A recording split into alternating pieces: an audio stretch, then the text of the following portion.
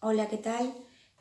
Vamos a continuar en la tarde de hoy, donde lo dejamos el último día, donde lo dejamos la última vez, que era en la definición de cantar de gesta. Vamos a adentrarnos ya un poquito en lo que es la estructura, los temas y el argumento del cantar de Mio Cid, como sabéis, anónimo, ¿vale? Que es una de las características del mester de juglaría frente al mester de clerecía. En este caso solo nos vamos a centrar en juglaría de momento, ¿vale? Entre esas características, que eran autor desconocido, normalmente juglares, texto creado para ser recitado, ¿vale? Carácter oral, por tanto, eso debemos tenerlo en cuenta. Debemos tener también presente que, dado ese carácter oral, hay una irregularidad métrica. Eso en cuanto a la métrica, ¿vale? Suelen ser versos de entre 14 y 16 sílabas, pero el hecho de que exista esa irregularidad métrica, una desigualdad en las sílabas, ¿vale?, de los versos, se llama, si queremos un concepto un poquito más contundente, este dato se llama anisosilabismo. Repito, anisosilabismo, ¿vale? Frente a clerecía, que mostraba una métrica regular, es decir, la cuadernavía o los versos alejandrinos. El mester de juglaría presenta rima asonante e irregularidad métrica o anisosilabismo. Vale, vamos al Cid, ya adentrándonos en la historia, en la estructura del cantar de Mio Cid. Podemos dividir la obra en 3 cantares, lo estaréis hartísimos ya de escucharlo. A mí lo que me parece absurdo es explicar una y otra vez los 3 cantares sin haber leído la obra, porque normalmente los alumnos no leen la obra, es imposible leerla, y más el original. Pueden leer una adaptación, pero lo ideal sería leer la obra en original, ¿no?, en castellano del siglo XII, medieval. Pero bueno, en tercero de la ESO, incluso en primero bachillerato, es una locura, ¿no? Quizás. Ya no solo eso es una locura, sino pretender impartir la literatura desde la Edad Media hasta el siglo XIX, ¿vale? Así que bueno, dejando esto al margen, vamos al cantar de Mio Cid y repetir por vez número 100 o 200 o 300 la estructura de esta obra, de esta epopeya, de este cantar de gesta. Empezamos por el cantar del destierro, el cantar del destierro, es decir, el Cid, Rodrigo Díaz de Vivar, la figura del Cid, es desterrado por el rey Alfonso VI, es desterrado de Castilla, ¿vale? El cantar del destierro abarca desde el verso 1 hasta el verso 1084. Sí, porque, a ver, el cantar completo, cantar o poema de Mio Cid, consta de 3.720, entre 3.720 y 3.725 versos, ¿vale? Entonces, a medida que vaya dividiendo ofreciendo los datos de la división en 3 cantares, os diré de qué verso a qué verso abarca cada uno. Por tanto, el cantar de las bodas, del verso primero al 1084, ¿vale? ¿Qué se nos describe o qué se nos narra, perdón, en el cantar de las bodas? Tengo aquí todo esto desperdigado porque os quiero mostrar un poquito más adelante lo que es el hemistiquio, ¿vale? La pausa o cesura, que no censura, ¿vale? Entonces tengo aquí hecha una estructura de estas a mi manera. El cantar del destierro. Como bien dije, el Cid, desterrado por el rey Alfonso VI, sale de Vivar y llega a Burgos, donde nadie se atreve a ofrecerle posada o pensión por miedo a las represalias, es decir, por miedo a las consecuencias que puedan tener. Es decir, se encuentra en Burgos con las puertas cerradas, con todas las puertas cerradas, no porque estén en contra de él, sino por miedo, ¿vale? Solo se acerca a él una niña. Vemos ahí la inocencia, ¿no?, de los niños. Este es en el cantar primero. Se despide de su esposa Jimena, así como de sus hijas Doña Elvira y Doña Sol. La teoría más extendida, ¿vale? En por qué fue desterrado el Cid, porque esto no aparece en los libros de texto, en muchos libros de texto no aparece. Simplemente se habla del cantar del destierro y ahí lo dejamos. Destierran al Cid, el rey Alfonso VI lo destierra. ¿Por qué? Vale, hay varias teorías. La más extendida, sobre todo en cine, ¿vale?, es que lo destierra porque existe el rumor de que él fue el causante del asesinato de su hermano Sancho, es decir, del hermano del rey Alfonso VI. Esa es la teoría de la que quizás más podáis o más hayáis escuchado, ¿vale?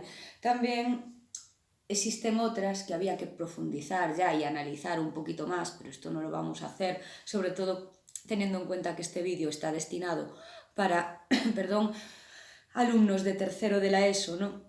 Vamos a hablar del cantar del destierro, es decir, el rey Alfonso VI destierra a Rodrigo Díaz de Vivar, al Cid de Castilla, ¿vale? Otras teorías hablan pues de conspiraciones o cuestiones puramente políticas o apropiación de bienes, ¿vale? Pasamos al cantar de las bodas, es decir, donde el Cid conquista Valencia y los infantes de Carrión, Fernando y Diego, que son dos hombres pertenecientes a la nobleza del reino de León. Los infantes de Carrión, qué buenos son, como se dice en la obra, piden la mano de las hijas del rey, ¿vale? Piden de las hijas del rey, de las hijas del Cid, de Elvira y Sol, sí. Y el Cid consiente gracias a la intervención del rey. Hasta aquí el cantar de las bodas. Vamos al cantar de la afrenta, que no afrenda ni ofrenda, afrenta de Corpes. Para los que no sepáis qué es una afrenta, si alguien tiene contra ti una afrenta, es decir, es como una...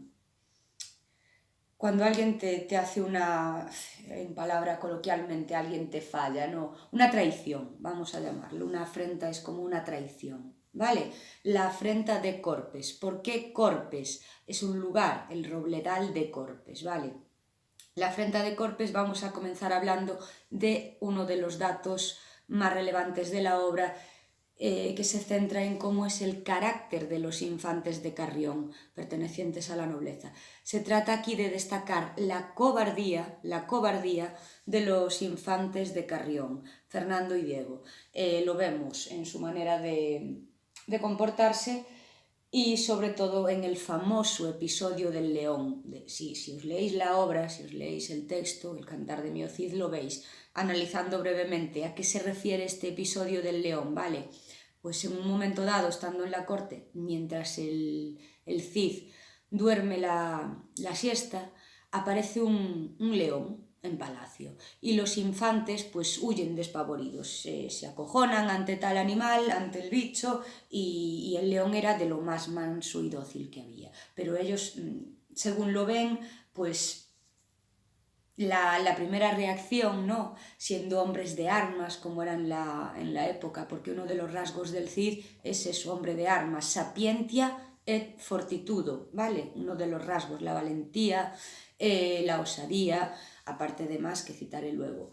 Es decir, sapientia et fortitudo, en latín sabiduría y fortaleza, sí, la fuerza. Entonces el Cid se despierta y ve lo sucedido y le entra como así, a modo coloquial, como os lo explico yo, como un ataque de risa, ¿no? Es para él como algo gracioso para él y para los hombres del Cid, ver la cobardía de estos infantes ante un animal tan dócil. A ver, por norma sabemos que un león no es un animal dócil, pero en este caso, en la obra, sí, se mostraba como tal. ¿Qué ocurre? Los infantes se sienten humillados, traicionados. Ante tal humillación, ¿cómo actúan? Actúan en consecuencia. ¿Y qué hacen?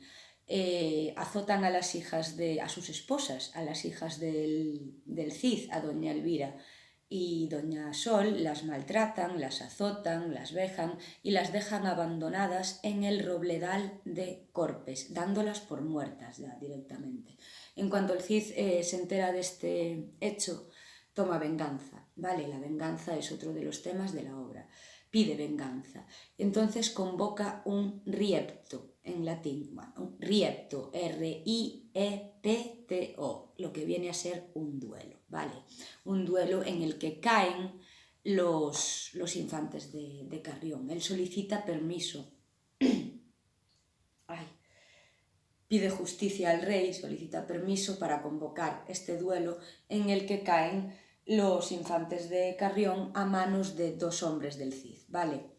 Finalmente el honor vuelve a ser recuperado. Si tenemos que destacar como tema central de la obra del Cantar de Mio Cid, seguramente lo escuchasteis 1000 veces, ¿cuál es el tema central del Cantar de Mio Cid? La honra, el honor, ¿vale? Y la pérdida del honor y la recuperación del honor finalmente cuando de nuevo consigue casar a sus hijas, a Elvira y Sol, con los infantes de Navarra y Aragón. Y así cerramos la obra.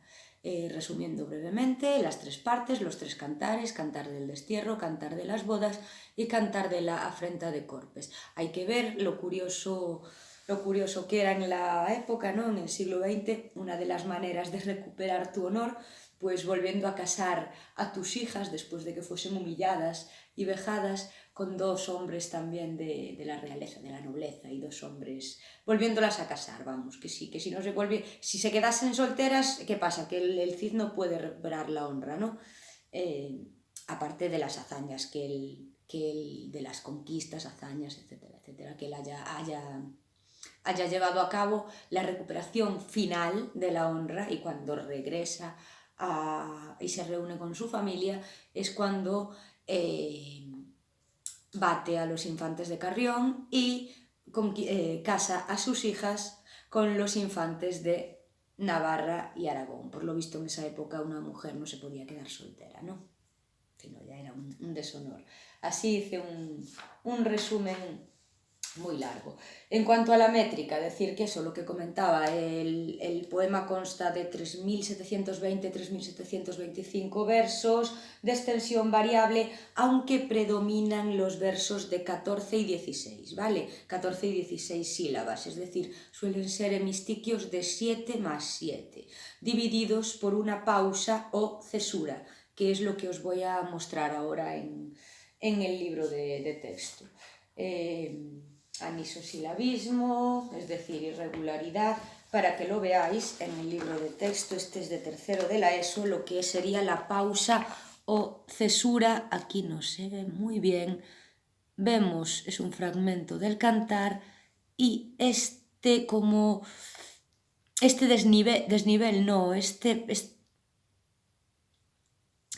pausa, esta pausa o esta interrupción que hay, si contamos, creo que nos da 8 y 8 o 7, 8, ¿vale? Es decir, entre hemistiquios de 7 más 7. Esta es la pausa o cesura, ¿vale?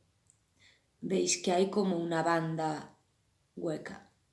No sé, ahora no logro definir la palabra entre uno y otro, ¿vale?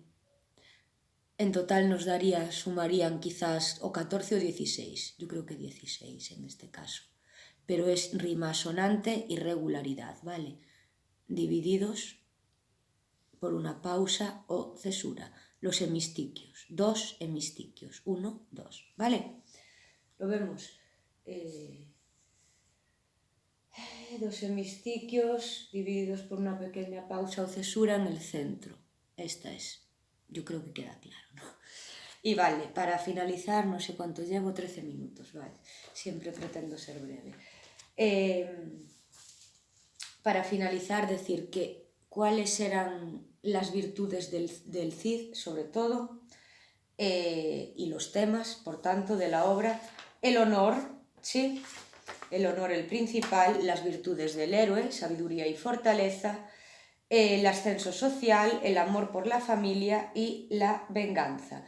Es importante destacar que como rasgos del Cid, aparte de la sapiencia y fortitudo, que se trataba de un buen esposo, un buen padre, valiente, justo, inteligente, buen cristiano y hombre de palabra. Esto de buen cristiano es importante porque se ve en la obra cómo ruega a Dios en muchas ocasiones, se refiere a Dios, ¿vale? Es decir, su fe se mantiene intacta, invocando a Dios con frecuencia y manifestando así su agradecimiento. De hecho, en el cantar primero, en el cantar del destierro, el arcángel Gabriel se le aparece en sueños para augurarle grandes victorias, ¿no? O grandes dichas. Este es uno de los momentos en los que podemos ver esa religiosidad, que él cree y que él no pierde en ningún momento su fe. Y destacar también, como no, la más que célebre frase también en el cantar del destierro, en el cantar primero, cuando lo destierran, refiriéndose al pueblo y refiriéndose a la injusticia contra él cometida por parte del rey Alfonso VI, cuando se pronuncian estas palabras: y de los labios de todos sale la misma razón, qué buen vasallo sería si tuviese buen señor. Es decir, la valentía de un pueblo entero burgalés de ver cómo es acusado, ¿vale?, el Cid por parte del rey Alfonso, es decir, acusan al rey Alfonso, es decir, de injusto, de haber cometido injusticia, ¿vale? Qué buen vasallo sería si tuviese buen señor, ¿sí? Entendemos, eso aparece justo poco después del cantar del destierro. Podría hablar de rasgos, entrando ya en rasgos formales, pues de los epítetos, de los pleonasmos, ya como empieza la obra, ¿no? Hay un pleonasmo intensivo, una reiteración, ¿no?, de los sosollos tan fuertemente llorando. Tornaba la cabeza, estábalos catando. Llorar por los ojos, ¿vale? Llorar, uno no puede llorar por los oídos ni por la boca. Ese sería un pleonasmo ya intensivo, más pleonasmo: subir arriba, bajar abajo, entrar adentro, salir fuera, darte con el puño cerrado, ¿vale? Ya entramos a gramática, epítetos épicos, etcétera. Pero lo más importante en cuanto a la estructura es la estructura, la división en cantares, la métrica irregular, la oralidad, la rima asonante, eso todo, y la anonimia, ¿vale? Autor anónimo, autores desconocidos, las obras de juglaría, ¿vale? Está la hipótesis del juglar de Medinaceli o dos juglares, ¿vale?, de Medinaceli, pero no firmaban estas obras en el Mester de Juglaría, a diferencia del Mester de Clerecía, que ya sí, ¿vale? Espero no dejarme nada, yo creo que lo más importante está, y si no, siempre podéis consultar un libro de texto o Google, Google para cualquier dato que se me haya podido escapar, ¿vale? Espero haberos ayudado y bueno, un abrazo y buen fin de semana para todos. Hasta otra.